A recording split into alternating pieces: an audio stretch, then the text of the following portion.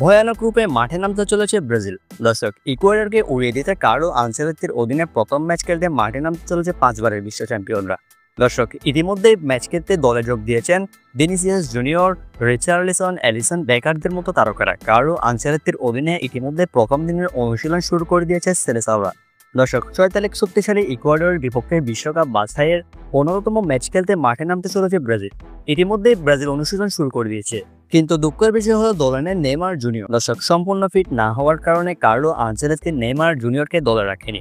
তবে স্বস্তির বিষয় হলো দীর্ঘদিন পর দলে ব্যাক করেছে অ্যান্টনি ক্যাসেমিরোদের মতো তারকারা। ইতিমধ্যে ব্রাজিলের হয়ে অনুশীলন শুরু করে দিয়েছে ক্যাসেমিরো। কিছু গুরুত্বপূর্ণ তারকা না থাকলেও শক্তিশালী স্কোয়াডে ঘোষণা করেছে কার্লো আনচেলত্তি। এখন দেখার বিষয় কার্লো আনচেলত্তির অধীনে প্রথম ম্যাচে কেমন করে ব্রাজিল। দর্শক, ইকুয়েডরকে উড়িয়ে দিতে ভয়ানক রূপে ক্যাসেমিরো, ভিনিসিয়াস জুনিয়র, রাফিনহা, অ্যান্টনিদের নিয়ে মাঠে নামতে চলেছে ব্রাজিল। দর্শক, আপনার মতে কে জয় পাবে এই ম্যাচে, ব্রাজিল নাকি ইকুয়েডর? কমেন্ট করে জানাতে ভুলবেন না আপনার মতামত।